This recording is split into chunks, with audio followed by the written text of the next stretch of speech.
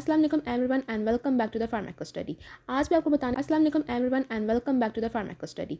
आज मैं आपको बताने जा रही हूँ कि ये जो पैरों में जलन होती है या सुइयाँ चुभना या पैरों का सो जाना, इस तरह की जो कंडीशन महसूस होती है, इनकी क्या क्या वजूहात हो सकती हैं। बहुत कॉमनली सबको डायबिटीज़ का तो पता ही है कि डायबिटीज़ अनकंट्रोल खास तौर पर अगर हो और बहुत क्रॉनिक हो, यानी बहुत अरसे से हो किसी को, तो डायबिटीज़ की वजह से जो है ये पैरों में जलन होती है और इस तरह से सुइयाँ चुभना की कंडीशन जो है वो महसूस होती है।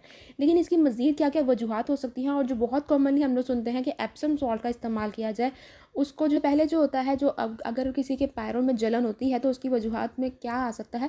सबसे पहले आता है नर्व डैमेज, यानी जो आपके न्यूरॉन्स हैं उनमें डैमेज हो सकता है, आपकी नर्व्स जो हैं वो डैमेज हो सकती हैं। और ये डैमेज किस वजह से होता है? सबसे पहले कंडीशन तो आपको पता ही है कि डायबिटीज़ अनकंट्रोल या फिर क्रॉनिक डायबिटीज़ हो वो। दूसरी बात आ जाती है कि अगर कोई पर्सन जो है वो कीमोथेरेपी ले रहा है, तो कीमोथेरेपी की वजह से भी जो है, कीमोथेरेपेटिक ड्रग्स की वजह से जो होती हैं, जो कैंसर कीमोथेरेपी होती है, उन मेडिसिन की वजह से भी जो है वो आपको पेरिफेरल न्यूरोपैथी यानी कि नर्व डैमेज जो है वो आपकी हो सकती है, पेशेंट में हो सकती है। इसके अलावा कुछ ऐसी ऑटो इम्यून डिसऑर्डर्स हैं जैसे रूमेटॉइड आर्थराइटिस, जिसको घेटियाँ भी कहते हैं, घेटियाँ की वजह से भी जो है पेरिफेरल न्यूरोपैथी हो सकती है। इसके अलावा कुछ केमिकल का एक्सपोजर या फिर इन्फेक्शन, खासतौर पे जो हर्पस इन्फेक्शन है उसके बाद जो है वो पेरिफेरल न्यूरोपैथी हो सकती है। फिर इसके अलावा किडनी फेलियर या बहुत ज़्यादा अल्कोहल या शराब का इस्तेमाल, इस वजह से भी जो है वो पेरिफेरल न्यूरोपैथी हो सकती है, जिसकी वजह से पैरों में जलन होना और पैरों में सुइयां से चुभना और पाँव का बार बार सो जाना। इसके अलावा एक बहुत कॉमन कंडीशन है, वो है विटामिन बी की डेफिशिएंसी। अब इसमें जो है वो 3 मेन वाइटामिन है, विटामिन B1, B6 और B12। इन तीनों की डेफिशिएंसी की वजह से भी इस तरह की कंडीशन जो है वो फील हो सकती है। अगर हम लोग इसके अलावा बात करें तो हाइपोथायरॉयडिज्म जिन लोगों में होता है, उनमें भी ये जो बर्निंग फीट या फिर पैरों में जो जलन होती है, इसकी कंडीशन होती है। इसके अलावा एथिलेट फूड, वो जो आपके पाँव में जो है वो एक फंगल इन्फेक्शन डेवलप हो जाता है, उस वजह से भी जो है पैरों में सुइयां चुभना हो सकती है। इसके अलावा अगर हो सकता है कि अगर पेशेंट जो है वो किसी भी दूसरी मर्ज का में मुब्तला ना हो, लेकिन असल मसला क्या हो कि उसके जूतों में मसला हो, कि वो बहुत ज़्यादा तंग जूते पहनता हो या इल फिटिंग जूते पहनता हो, जिसकी वजह से उसके जो पाँव का जो ब्लड सर्कुलेशन है वो अफेक्ट हो रही हो, तो वो भी वजह हो सकती है। दूसरा कॉन्टैक्ट डर्माटाइटिस, यानी एलर्जी हो जाना, एक वजह से एक तरह की एलर्जी हो जाना स्किन के ऊपर, और वो किस वजह से हो सकता है? हो सकता है लेदर में, उन्होंने कोई जूते के लेदर में कोई ऐसा मटेरियल यूज़ कर रहे हो जिससे आप एलर्जिक हो, या फिर सॉक्स में कोई ऐसा मटेरियल यूज़ हो रहा हो जिससे आप एलर्जिक हो। इसके अलावा मल्टीपल स्क्लेरोसिस, जो एक ऑटो इम्यून डिसऑर्डर है, उस वजह से भी पैरों में जलन हो सकती है। और इसके अलावा एक वजह ये है कि कोई वजह का ना होना भी, ये जो है वो एक इडियोपैथिक रीज़न भी हो सकती है कि पैरों में जलन किसी भी ऐसी वजह की, मतलब वजह के बगैर हो रही है जलन। तो अब इसका सोल्यूशन क्या है? जो एक सोल्यूशन जो अक्सर होम रेमेडीज़ में बताया जाता है वो है एप्सम सॉल्ट का इस्तेमाल। Epsom salt basically magnesium sulphate है। मैग्नीशियम सल्फेट एक नेचुरली अकरिंग जो है वो मिनरल है, लेकिन ये बहुत कड़वा होता है और ये कंजप्शन के काबिल बिल्कुल भी नहीं होता, और इसके अलावा मैदा भी बाजुकात इसको खाने से ख़राब हो जाता है। लेकिन इसका इस्तेमाल किया जाता है as a Epsom salt bath, यानी कि पाँव को सॉक करने के लिए। इसमें बेसिकली किया क्या जाता है कि 1.5 कप या 1 कप जो है एप्सम सॉल्ट लिया जाता है, नीम गर्म पानी में उसको डाल के मिक्स किया जाता है, और उसमें पाँव को 15 से 20 मिनट जो है वो सॉक किया जाता है पैरों को, और ये बहुत ज़्यादा रिलीफ भी करता है पेन को, इवन मेंटल स्ट्रेस के लिए ये बहुत अच्छा होता है। पैरों की सोजिश को भी ये कम करता है, और काफ़ी हद तक जो है ये प्रूवन भी है कि एप्सम सॉल्ट जो है वो बर्निंग फीड या फिर जो पेन होती है पैरों में, पाँव में जो दर्द होती है, उसको रिलीफ करता है। लेकिन डायबिटिक पेशेंट को ये रिकमेंड नहीं किया जाता कि वो डेली बेसिस पे जो है वो इस तरह का पाँव को अपने को सॉक करें, क्योंकि इसको सॉक करने से पाँव को सॉक करने से इस तरह के बाद में पाँव ड्राई हो सकते हैं, जिसकी वजह से जख्म के चांसेस ज़्यादा हो जाते हैं। तो डायबिटिक पेशेंट हफ्ते में 1 दफ़ा तो इस्तेमाल कर सकते हैं, लेकिन इससे ज़्यादा डायबिटिक पेशेंट को इस्तेमाल करने की रिकमेंडेशन नहीं होती है। हाँ, जो कीमोथेरेप्यूटिक पेशेंट हैं वो हफ्ते में 2 दफ़ा इस्तेमाल कर सकते हैं, लेकिन उसके बाद भी, यानी 15-20 मिनट सोक करने के बाद पाँव को मॉइस्चराइज करना ज़रूरी है। और कौन लोग इस्तेमाल नहीं कर सकते एप्सम सॉल्ट को? वो होंगे जिनके पैरों पे किसी भी तरह का ज़ख़म है जो खुला रस रहा है, मतलब ज़ख़म अभी ताज़ा है या जला हुआ है, पाँव में कहीं से भी हुआ पाँव जला हुआ है, या कोई भी कट्स लगे या कोई भी दूसरा इन्फेक्शन है, तो वो लोग जो है एप्सम सॉल्ट को इस्तेमाल नहीं कर सकते। अब बात आती है कि एप्सम सॉल्ट जो है क्या किसी लोशन में भी अवेलेबल है? जी हाँ, मार्केट में कैप्सिडोल एफ के नाम से जो है लोशन आता है, और उसमें जो है एप्सम सॉल्ट मौजूद है। अब कैप्सिडोल एफ में एक और इंग्रेडिएंट होता है जिसका नाम है कैप्साइसिन। कैप्साइसिन क्या होता है? कैप्साइसिन जो है बेसिकली क्या है कि कैप्सिकम, ये जो आप शिमला मिर्च खाते हैं, इसी तरह की जो है वो मिर्च होती है, इसी तरह से जो है वो उसमें से एक्सट्रैक्ट निकलता है, एक मटेरियल निकलता है, एक सब्सटेंस निकलता है जिसको कैप्साइसिन कहते हैं।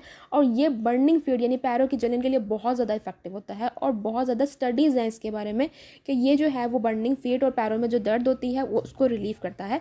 बेसिकली इसका काम क्या है, ये जो है सब्सटेंस पी आप लोगों ने याद रखना है कि ये आपके जो पेन को जो है वो आपको सेंसेस में लाता है। लाइक आपकी पेन, अगर आपको पेन हो रही है तो उसमें उसकी वजह क्या है कि सब्सटेंस पी रिलीज़ हो रहा है, ठीक है। तो ये सब्सटेंस पी को कम करता है फर्स्ट। लेकिन एक बात इंपॉर्टेंट याद रखने वाली ये है कि ये पहले पहले जो है वो सब्सटेंस पी का लेवल इंक्रीज़ कर देता है, लेकिन जब आप इसकी रिपीटेड एप्लीकेशन करते हैं तो सब्सटेंस पी का जो लेवल है वो कम होता जाता है।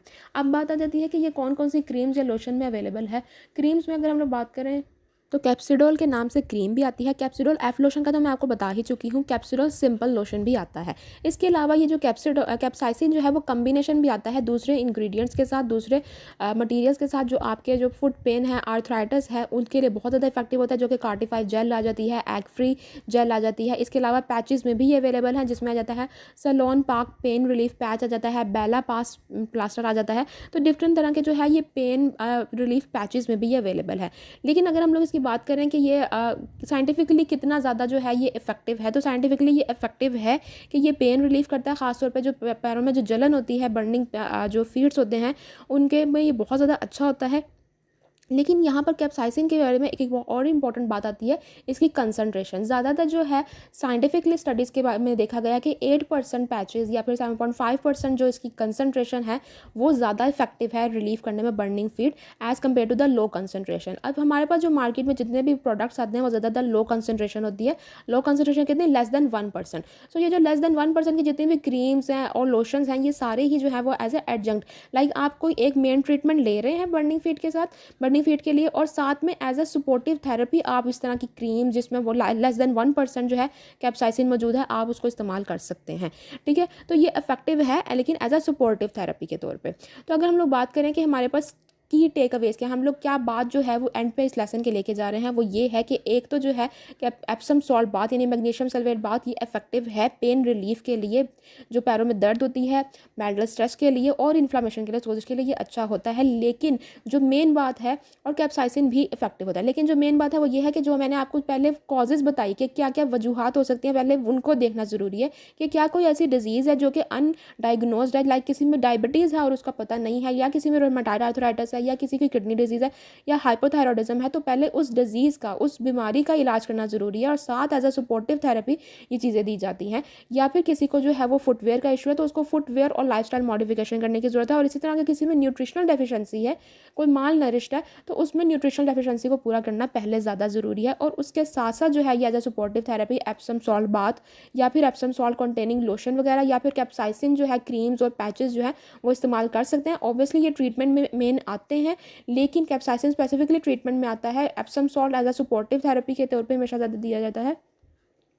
लेकिन बात यह है कि पहले जो है वो उसको जो अंडरलाइंग कंडीशन है उनको ट्रीट करना बहुत ज़्यादा ज़रूरी है। तो दिस इज़ ऑल अबाउट कि आपके बर्निंग फीट क्या होते हैं, किस वजह से होते हैं, और एप्सम सॉल्ट बहुत और इसके जो कैप्साइसिन की कितनी एफिकेसी है, ठीक है। तो हमने ये सारा कुछ डिस्कस कर लिया। अगर आप ये खुद पढ़ना चाहते हैं, आर्टिकल या रेफरेंसेस देखना चाहते हैं, तो prescriptioncalcut.com पर जाएँ। वहाँ पर मजीद और भी आर्टिकल हैं, फ्री स्टडी नोट्स हैं फार्माको स्टडी के, सारे वहाँ पर मौजूद हैं। और इसके साथ साथ फार्मा बुलेटिन भी कि कौन से ड्रग्स जो है वो मार्केट से जो है वो रिकॉल हो चुके हैं, ड्रैप्स की क्या अपडेट है, सब कुछ अवेलेबल है। तो जाके विजिट करें। इस चैनल को भी जरूर सब्सक्राइब कीजिएगा। आप लोग टिकटॉक इंस्टाग्राम पे भी फॉलो कर सकते हैं। अंटिल नेक्स्ट वीडियो, अल्लाह हाफिज़।